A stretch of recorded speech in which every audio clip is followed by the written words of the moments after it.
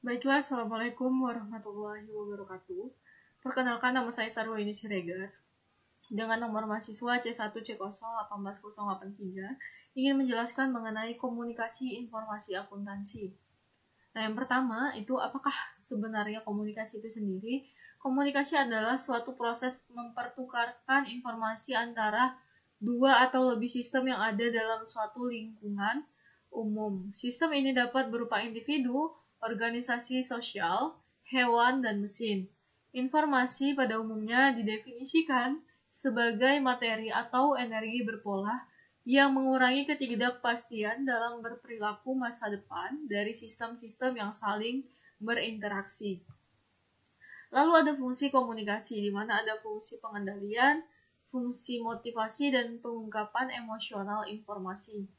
Lalu selanjutnya ada model-model komunikasi, di mana dalam model komunikasi ini ada namanya model Laswell, di mana model tersebut adalah model sederhana. Ada model Shannon-Weaver, yaitu gangguan ke dalam proses komunikasi. Lalu ada model Wechsky-Menklin, di mana model ini memiliki sejumlah implikasi penting. Lalu ada model SMCR Berlow yang memiliki beberapa kesalahan yang sama seperti model sebelumnya. Lalu ada satu model komunikasi pengungkapan atas maksud yang disampaikan. Lalu hal-hal yang mendasar dalam komunikasi, yaitu pertama adalah arah komunikasi, di mana dapat mengalir secara vertikal atau lateral. Dimensi vertikal dapat dibagi lebih lanjut menjadi komunikasi antara ke atas dan ke bawah. Lalu komunikasi ke atas adalah komunikasi yang mengalir ke suatu tingkatan yang lebih tinggi. Pun untuk komunikasi ke bawah adalah kepada bawahan. Lalu ada jaringan formal dan informal, di mana dalam formal pada umumnya vertikal mengikuti tingkatan wewenang dan terbatas pada komunikasi yang bertalian dengan tugas. Lalu selanjutnya ada lanjutan, ada komunikasi nonverbal, di mana komunikasi nonverbal adalah setiap orang yang pernah mengunjungi bar atau klub malam menyadari bahwa komunikasi tidak harus bersifat verbal untuk menghantarkan suatu pesan.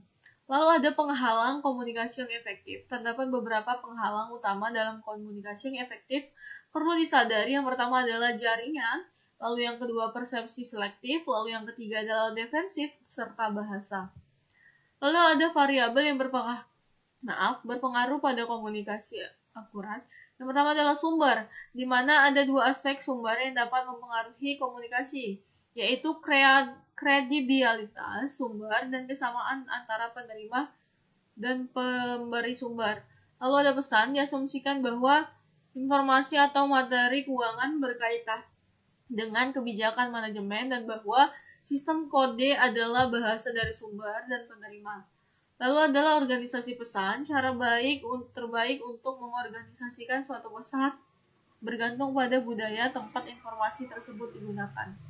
Lalu ada lanjutan, di mana perlakuan pesan, informasi akuntansi sebaiknya berulang, pengulangan meningkatkan pemahaman atas materi.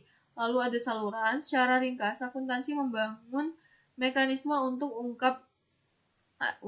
atau umpan balik ke dalam proses menggunakan saluran yang lebih sesuai untuk menyampaikan pesan. Ada penerima dan ada analisis penerima. Lalu lanjutannya adalah analisis jaringan, di mana pada dasarnya penjelasan struktur komunikasi pada suatu organisasi dihasilkan dengan menggunakan metode memeriksa arus komunikasi antar komponen dari sistem tersebut.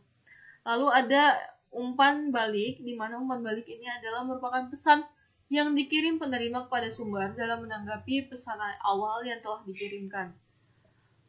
Mungkin itu saja dari saya. Sekian dan terima kasih.